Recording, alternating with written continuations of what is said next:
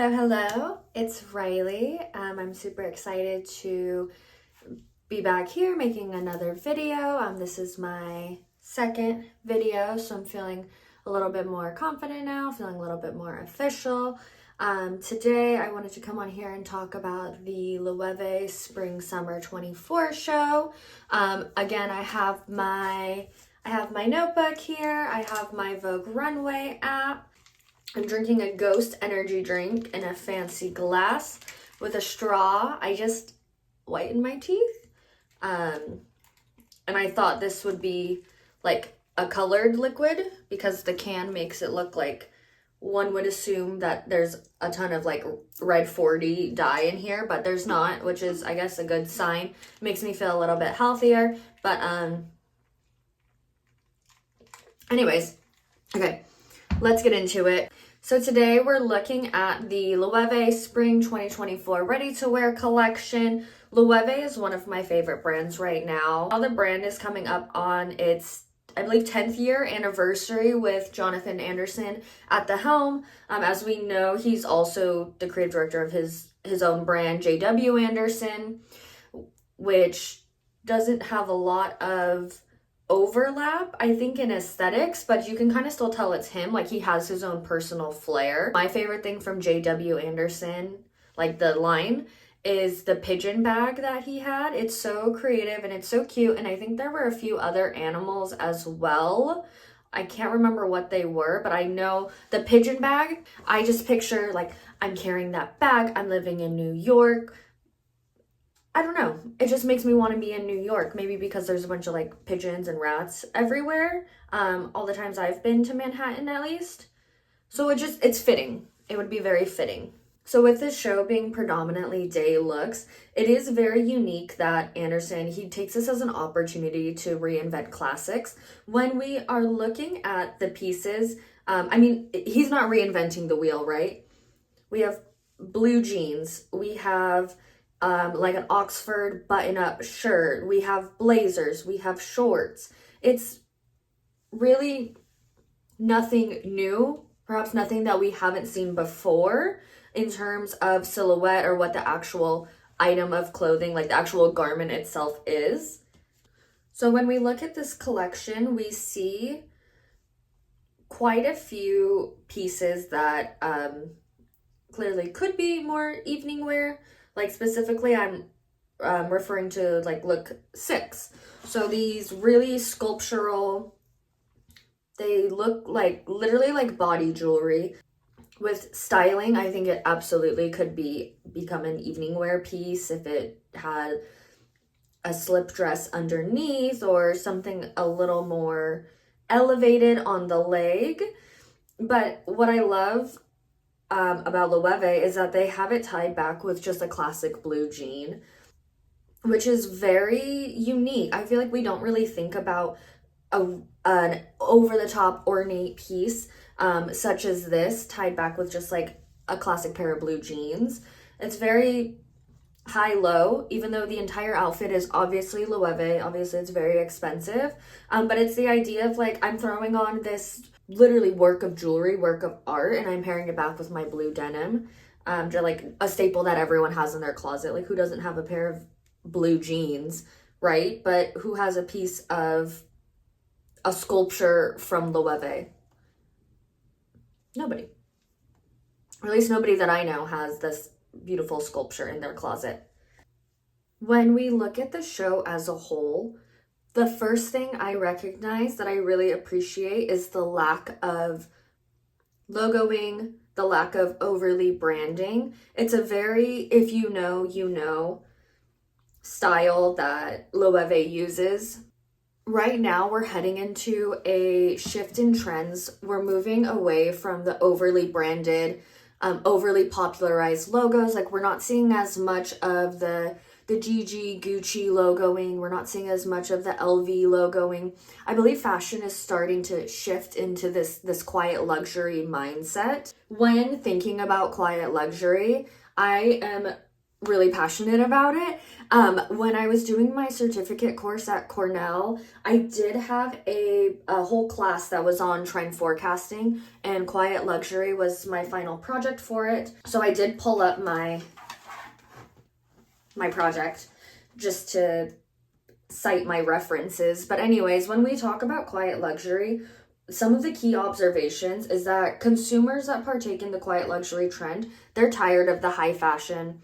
They're tired of the Balenciagas of the world that are selling towels for $900. They're tired of the Balenciaga Crocs that are $1,300. Just these really ridiculous, absurd. It's not for everyone, and it's definitely not for this consumer.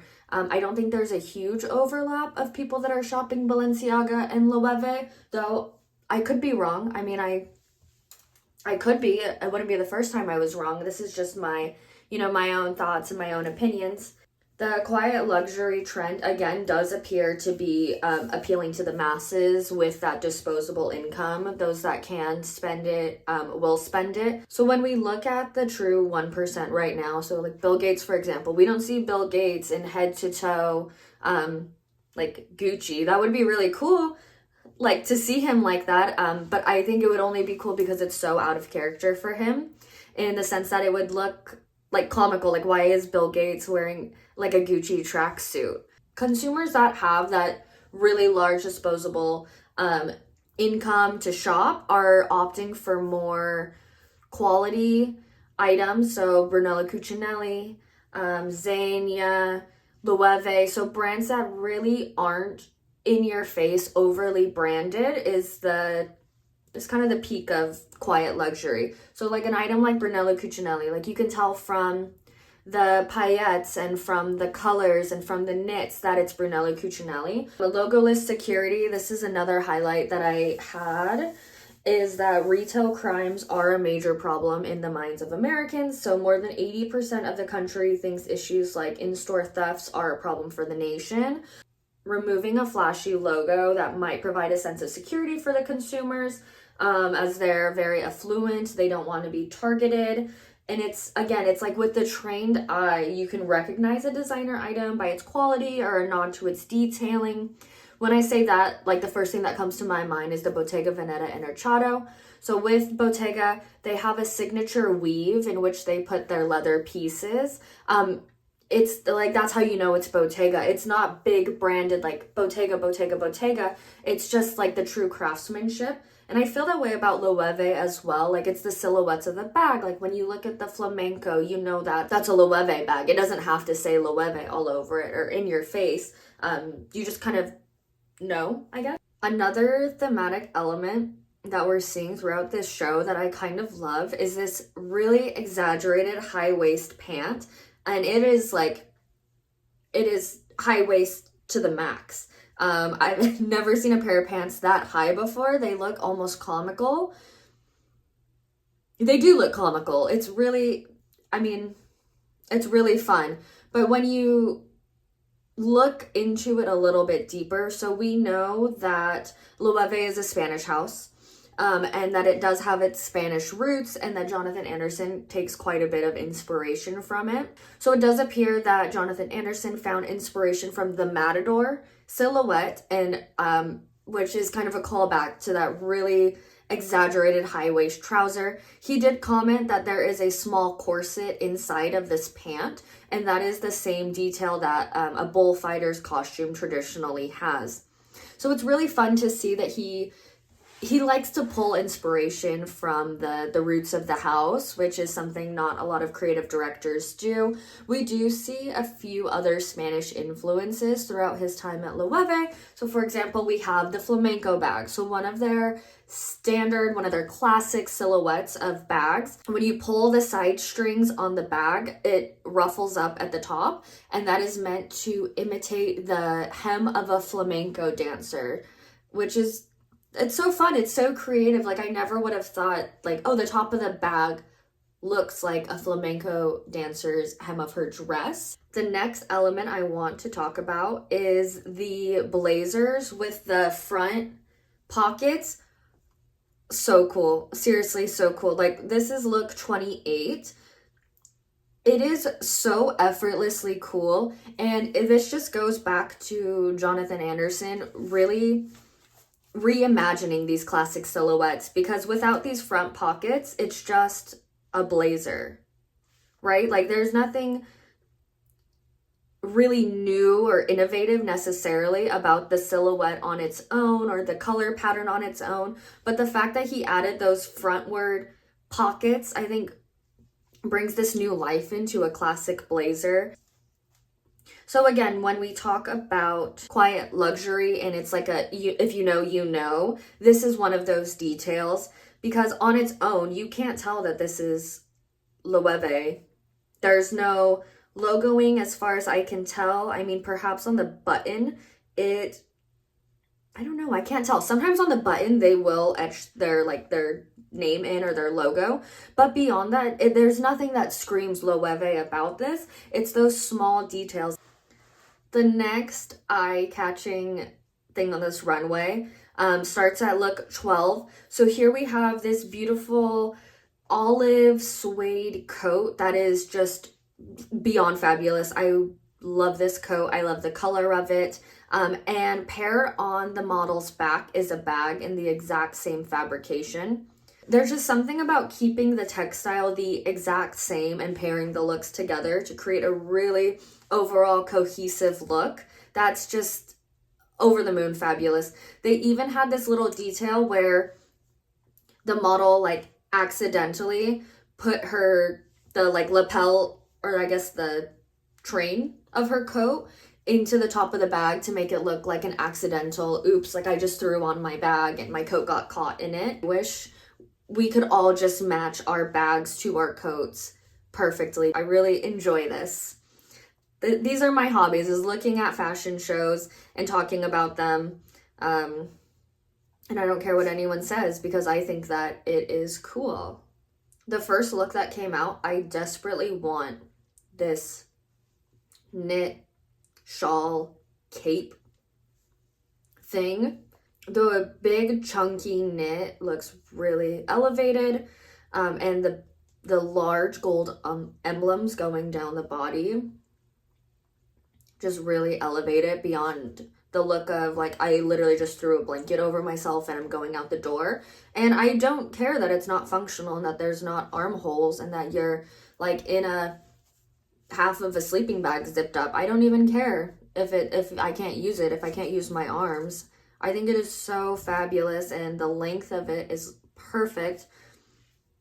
It's like a floor length duster, cape, coat, blankets all in one. While seeing these looks, the first thing that came to mind is cocooning. So cocooning was coined by Faith Popcorn, who we know created the popcorn report, in which it was 17 trends that she predicted back in the 80s that would just become prevalent throughout our lives. And cocooning was one of them. And keep in mind, this was predicted back in the 80s, and I feel like we can relate to this trend now. So it's pretty impressive how skilled of a trend forecaster she was. So I don't butcher the understanding of this, I went to Faith Popcorn's website and I am reading cocooning. So she coined this term as the need to protect oneself from the harsh and unpredictable realities of the outside world. And we see this through the ultra wealthy purchasing luxurious bunkers in case Armageddon comes. And we are also seeing the regenerative cocoon being pioneered in homes that foster optimal health by responding to your biodata and mood indicators to seamlessly create a perfect bubble of protective and life-lengthening wellness. What's his name? The guy that created Blueprint. I can't think of his name right now. That's just trying to biohack his life and extend his longevity. So it's definitely prevalent, and I think that Faith Popcorn was absolutely onto something when she came up with that term. But the whole reason why I'm bringing it up is that it's not supposed to just be this societal mindset. It is things that are affecting our everyday and even diffusing into our fashion.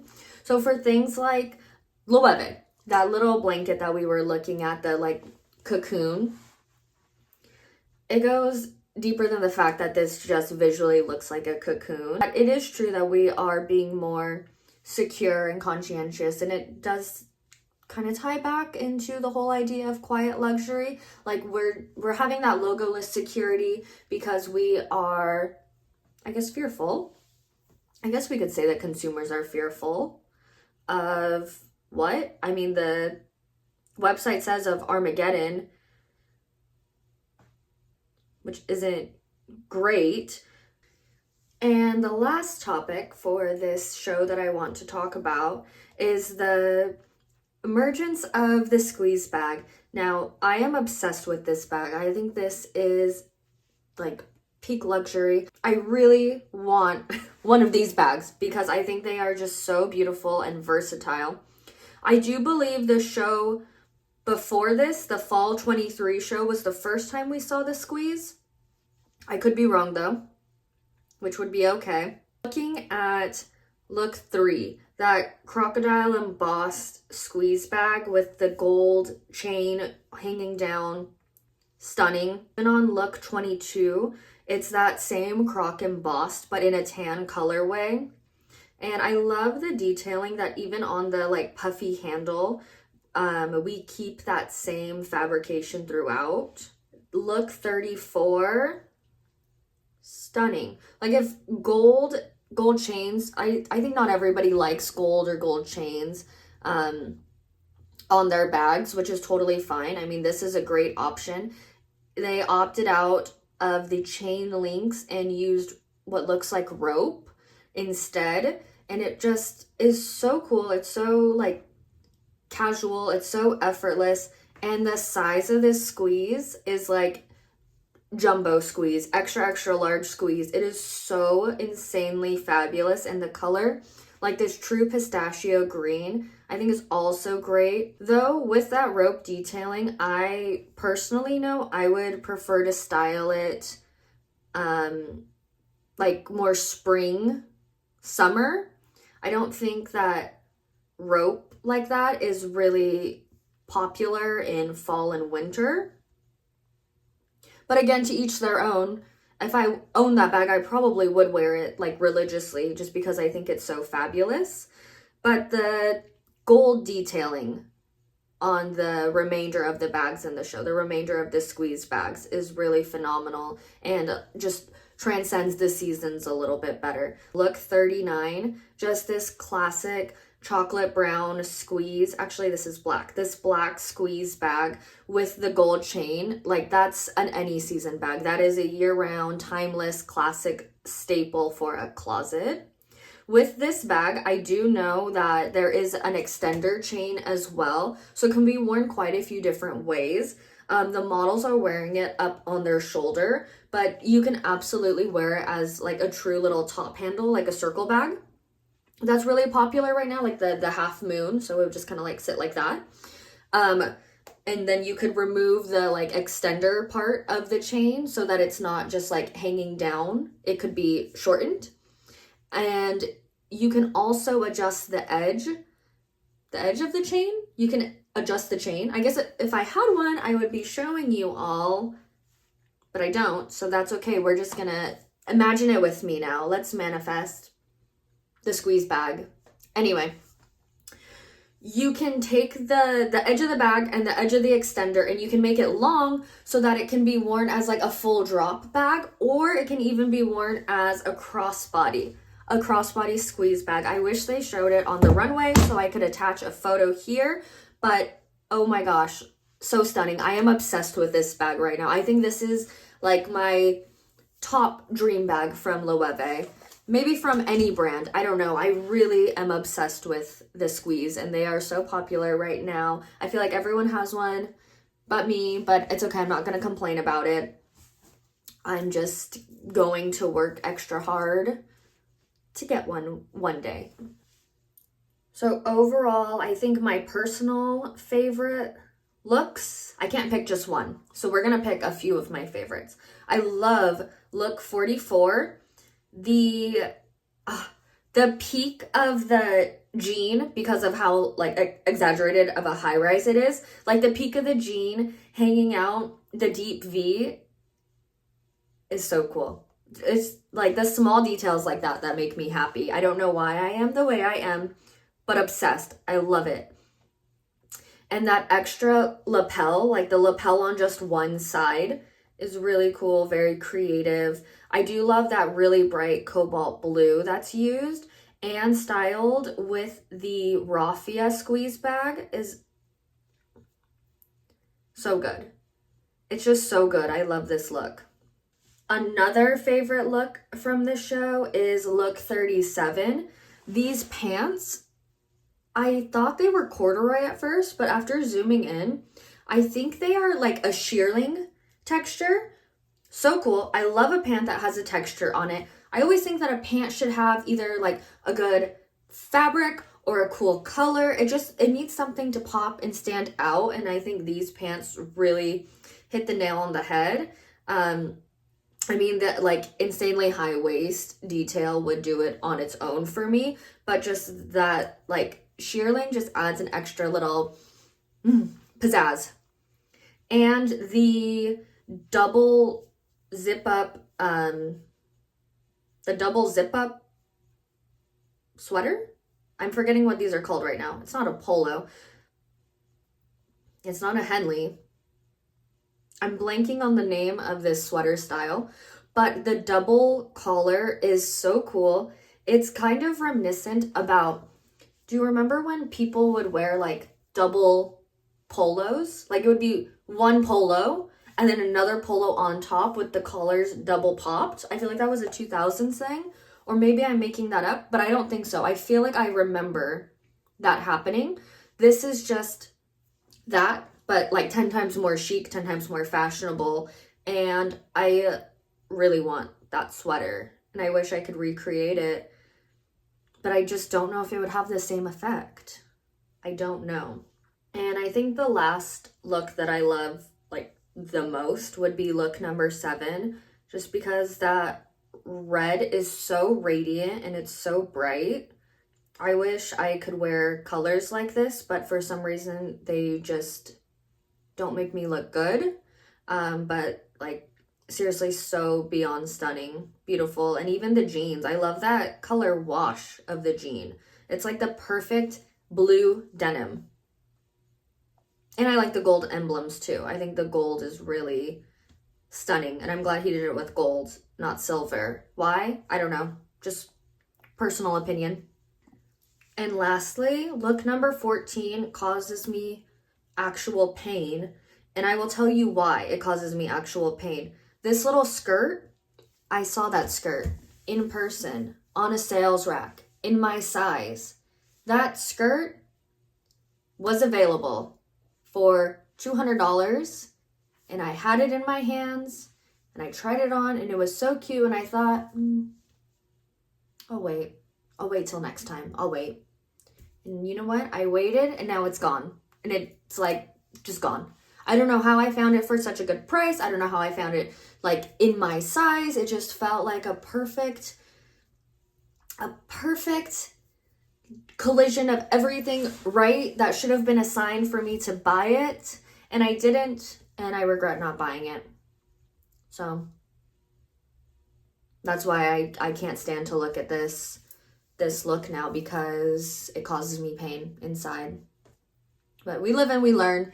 Maybe next time I'll be more impulsive with my purchases and just buy it. Okay, so I've been talking for quite a while. So this is going to be the conclusion of my opinions, my takes on the Loewe Spring collection. I hope that you enjoyed my video. Thank you so much for watching, and I look forward to making another video soon. About what? I don't really know quite yet, but I'm sure that inspiration will strike me while I'm scrolling the Vogue Runway app, as it usually does. Okay, so thank you so much for watching. Okay, bye.